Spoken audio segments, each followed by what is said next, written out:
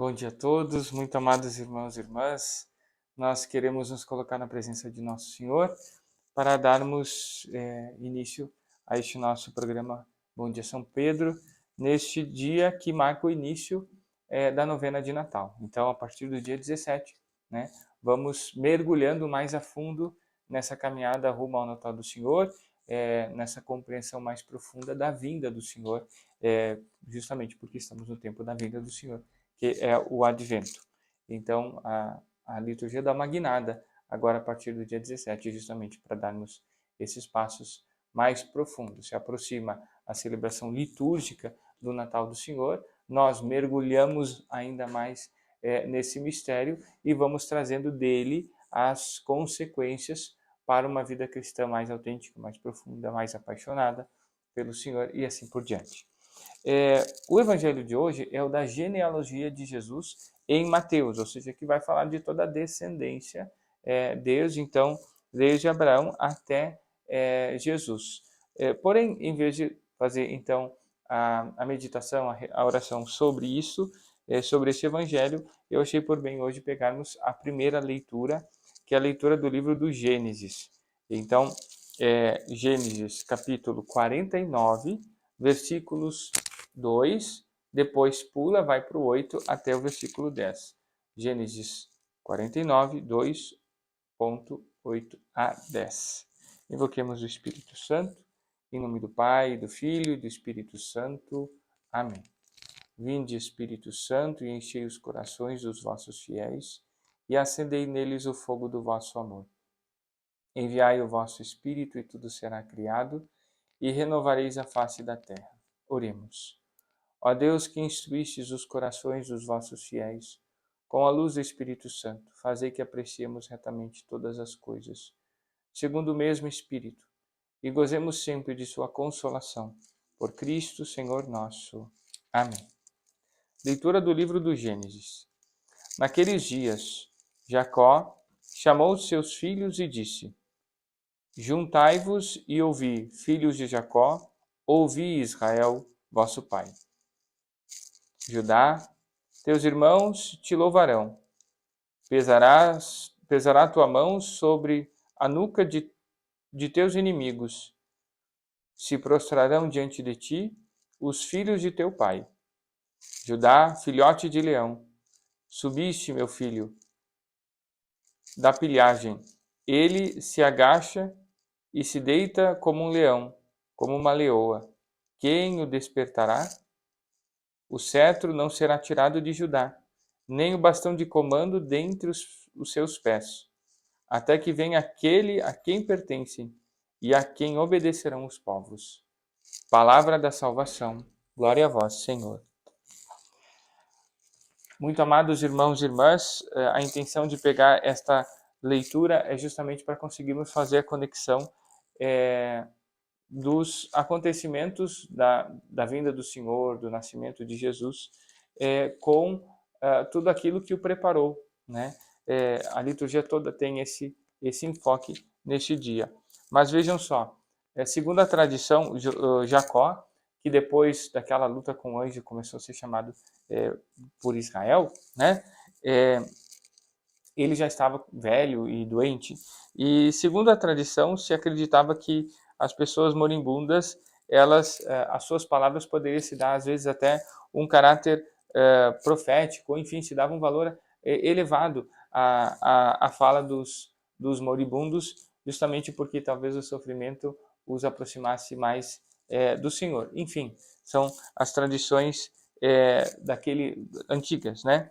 E o que acontece aqui nesta leitura é que então Jacó ou Israel, né, chama todos os seus filhos, né, que por sua vez representam toda a tribo que deles descende, né, então são as 12 tribos de Israel, e como que faz uma profecia, vamos dizer assim, acerca de cada um deles. Então por isso que a gente começa no capítulo ali no capítulo 2, no versículo 2, perdão, no capítulo 49, no versículo 2, e depois pulamos para o versículo 8, porque aí a liturgia tem a intenção de trazer diretamente aquilo que se fala sobre Judá, né? Porque Judá é a tribo da qual haveria de vir nosso Senhor.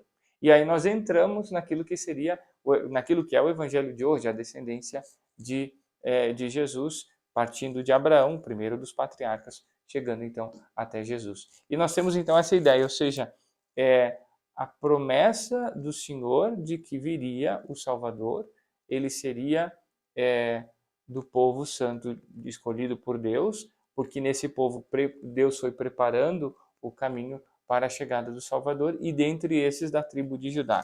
E aí tem sentido o último versículo que nós escutamos. O cetro não será tirado de Judá, alusão, em primeiro lugar, a Davi, quando começou em Israel a monarquia, nem o bastão de comando dentre seus pés, até que venha aquele a quem pertencem e a quem obedecerão os povos.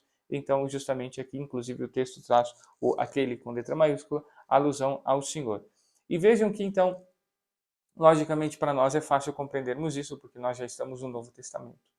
E uma coisa muito bela e muito interessante é nós notarmos que, então, nosso Senhor põe, sim, na boca dos seus santos, dos seus profetas, algo do mistério daquilo que ele tem para realizar na nossa vida, no nosso tempo.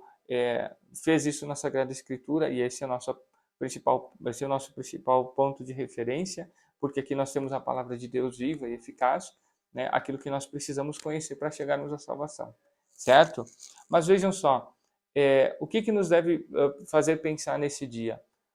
Ao longo de toda essa história, ao longo de todo esse percurso, nós temos a concorrência de pessoas livres, pessoas que fizeram, pensaram e viveram de acordo com aquilo que foram entendendo, concebendo, errando e acertando e assim por diante. E vejam que uma profecia de Deus que anuncia com tanta certeza a vinda do Salvador, que dá esses indícios e tudo mais, e a gente vê que no caminho da história do povo de Israel, a descendência entrou numa crise profunda, a descendência de Israel. Chegou um tempo em que as coisas estavam indo muito mal e que parecia que não se teria condições de chegar até finalmente o Messias, que depois é o Cristo, enfim. Então, uma coisa muito importante para nós reconhecermos e fixarmos como critério firme e profundo na nossa vida, a partir dessa liturgia, a partir dessas verdades, é justamente essa. No curso da história e do mundo, né, concorre a liberdade e a vida de cada ser humano, né? Esse é um nível de acontecimentos e de realidades, né? E cada um vai escolhendo e vivendo de acordo com aquilo que consegue conceber. Muitas vezes as pessoas traçam caminhos errados, não se dão a chance de conhecer a verdade, vivem nos vícios e nos pecados, e isso tudo traz as suas consequências, né? Ou seja, são reais. O mal executado traz consequências ruins. O bem feito traz consequências agradáveis a Deus, boas e assim por diante. Então, o fato aqui é compreendermos que não é por acima, quase como se Deus fosse indiferente a tudo aquilo que nós fizéssemos, e então Deus vai realizar seu plano, quer a gente queira, quer não, e vai fazer com que a gente engula isso goela abaixo. Mas Deus vai entranhando-se na nossa história, vai elevando a nossa história, e naqueles que se tornam colaboradores do seu plano, da sua vontade, ele vai então fazendo com que justamente tudo concorra para o cumprimento do seu plano, né? E vejam, talmente é a soberania de Deus que a liberdade humana ela não fere, ela não impede o cumprimento. Às vezes atrapalha, às vezes ajuda, mas tudo concorre para o bem daqueles que amam a Deus, de São Paulo. Tudo concorre, em outras palavras, para que se realize aquilo que Deus planejou. O Antigo Testamento todo é prova disso, né? Porque mesmo nos tempos mais críticos, né, nosso Senhor fez com que a sua promessa se cumprisse. Vejam, não era uma coisa fácil num olhar meramente humano, que uma descendência se perpetuasse em tempos tão críticos de guerra e tudo mais, né, em tempos como a gente pode ver visitando um pouco o Antigo Testamento, não é que era coisa fácil, né, mas justamente nós vemos aqui, e o que nós não podemos esquecer jamais, a soberania de Deus. Deus é soberano na história, Deus quer ser soberano na nossa história, na nossa vida. E quando nós nos abrimos para isso, é realmente algo maravilhoso, né? Porque justamente aí nós temos a consciência, vejam, que é o ponto alto da nossa liberdade, de poder, naquilo que somos, naquilo que vivemos, naquilo que fazemos, colaborar com o Senhor. Sermos, então, aqueles que estão juntos no mesmo caminho, na mesma, acolhendo as disposições divinas. Tudo isso é muito importante para nós celebrarmos o Natal, porque, vejam, a vinda de Jesus não é uma coisa vinda de supetão, não é um acontecimento que vem de supetão, mas é uma coisa preparada. Vejam quanto desejo Deus, para usar uma ideia nossa, né? Quanto desejo Deus colocou até que pudesse cumprir e realizar tudo isso, né? E quantas pessoas moveu, quantos corações alcançou e assim por diante. E que nós sejamos entre esses que, vamos dizer assim, não se colocam, não se oponham ao plano de Deus, mas acolhendo Jesus neste Natal, vivendo intensamente esta novena de Natal, nós mergulhemos nesse mistério e o vivamos intensa e profundamente. A partir de hoje, nós temos as antífonas do Ó. Elas têm uma riqueza grandíssima, vem lá do século VII, é lá de Gregório VII, Gregório Magno, perdão. E eu convido então que a gente tenha uma atenção especial aquele versículo que vem todos os dias na aclamação ao Evangelho. São cada dia uma invocação ao Senhor como nosso Salvador e como que uma expectativa, alguma coisa em relação à sua vinda. Que nós possamos também ser educados por essa tradição tão bela, tão profunda e profundamente também teológica, para conseguirmos compreender um pouco melhor também o mistério da vinda do Senhor e tudo que Ele é e quer ser para nós, certo? É aquele que vem, é o Senhor que vem para nós, para nos salvar. Louvado seja nosso Senhor Jesus Cristo, para sempre seja louvado. Seguimos agora com os nossos avisos, como de costume. Estamos ainda então nesse período de inscrições da catequese. Eu peço encarecidamente, nos ajude a chegar ao maior número de famílias, de pessoas, né? Quanto a catequese pode transformar não só a criança, mas uma família inteira, né? Então, vizinho, colegas, né? Colegas dos filhos, enfim, não deixemos de fazer essa é uma missão, uma verdadeira missão, né? Seja instrumento de Deus, não vivamos naquela. Hoje em dia nós temos muito isso, né?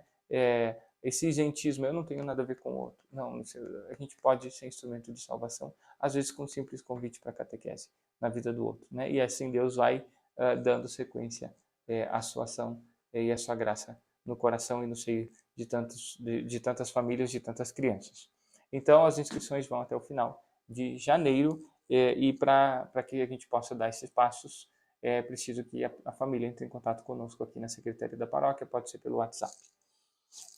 Os nossos calendários do dízimo para o ano que vem já estão disponíveis e a gente pode então vir aqui ou solicitar na capela que a gente pertence e pedir que, quem sabe, alguém da comunidade leve lá, também é possível fazer. Tem tantas formas, não deixe de entrar em contato conosco, lembrando que assim, para a matriz ou para as capelas, é a forma de a gente poder manter as estruturas, melhorar as coisas, poder também continuar com as nossas ações de caridade e de evangelização do seio da nossa paróquia. Então, assim, querendo ou não, estamos no mundo e essa dimensão também, ela é parte importante para que nós possamos dar sequência às nossas atividades.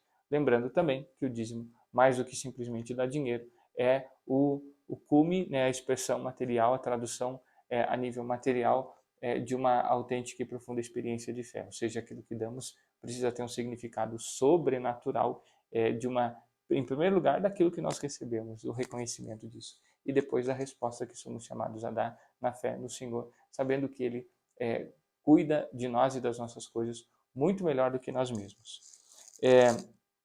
Nós temos a nossa programação de confissões para o Natal, então estão à disposição aí nos grupos de WhatsApp da paróquia, nas mídias sociais. Procure, qualquer dúvida, entre em contato conosco, certo? Padre não vai dizer todas aqui, porque também depois é muita coisa, é mais fácil a gente procurar, ler e correr atrás. O nosso calendário vocacional, então a Diocese tem todos os anos o calendário vocacional, com a foto de todos os seminaristas e tudo mais. É um calendário que serve, em primeiro lugar, para desenvolver, despertar o carinho pelos nossos seminaristas, né? Por aqueles que vão estar conosco, caminhando em direção ao sacerdócio, porque eles são chamados por obra de Deus no contexto em que se encontram. Graças a Deus nós temos sido também os nossos, temos 3 rapazes que são aqui da nossa cidade que estão trilhando esse caminho. Então tudo isso é graça de Deus e nós precisamos cultivar esse carinho, essa admiração pela coragem que tem, pela força, né, pela docilidade para com o chamado do Senhor. Então, como é importante nós buscarmos isso. O calendário ele é distribuído mediante uma colaboração espontânea, né? E a gente possa, através também desse levar o calendário para casa, também deixar uma ajuda que a gente quer poder destinar, enfim, para as vocações como a paróquia faz regularmente, tá? Seguindo adiante, nós teremos um período de férias coletivas aqui na Secretaria da Paróquia, do dia 24 até o dia 4, ou seja, no dia 4 de janeiro reabrimos a Secretaria da Paróquia. Fecha no dia 24, reabre no dia 4, certo? A Pastoral da Saúde estará fechada então de 17, ou seja, de hoje, perdão, até o dia 9 de janeiro, 17 de dezembro até 10 de janeiro. E durante o mês de janeiro vai abrir somente nas terças e nas quintas à tarde, da 1h30 até as 5. E a Caritas fecha no dia 23 e abre no dia 10. Então, reabre, perdão, no dia 11. Então, e durante o mês de janeiro e fevereiro, somente nas quartas-feiras de tarde, das 2 às 5. Então, para a gente também saber como poder contar com esses nossos serviços e tudo mais, né? Nós fizemos já na semana passada a campanha de alimentos, doações para Caritas, para que a gente possa, sobretudo nesse período agora, atender também as famílias que precisam. Então, sempre que houver a possibilidade de doação de alimentos, doação de cestas básicas, doação de roupas, nós estamos acolhendo isso com grande alegria, né? É a sua caridade que nos permite também alcançar tantas famílias, tantas pessoas que precisam, né? E sermos, por isso, instrumentos concretos do amor do Cristo. Vamos, por fim, concluindo o nosso programa, fazer a nossa oração de agradecimento pelos nossos irmãos que estão de aniversário neste dia, que celebram também o dom da vida matrimonial. Pedimos e suplicamos à Virgem Maria que seja canal de graça a sua intercessão materna, seu cuidado e proteção para com todos, de modo especial nesse dia. Ave Maria, cheia de graça, o Senhor é convosco. Bendita sois vós entre as mulheres, e bendito é o fruto do vosso ventre, Jesus. Santa Maria, Mãe de Deus, rogai por nós, pecadores, agora e na hora de nossa morte. Amém. O Senhor esteja convosco, Ele está no meio de nós. Pela intercessão da Virgem Santíssima, nossa Mãe, de São José, seu esposo, e de São Pedro, nosso padroeiro, desça e permaneça sobre vós, vossas famílias, vossos lares. A bênção de Deus Todo-Poderoso, Pai, Filho e Espírito Santo.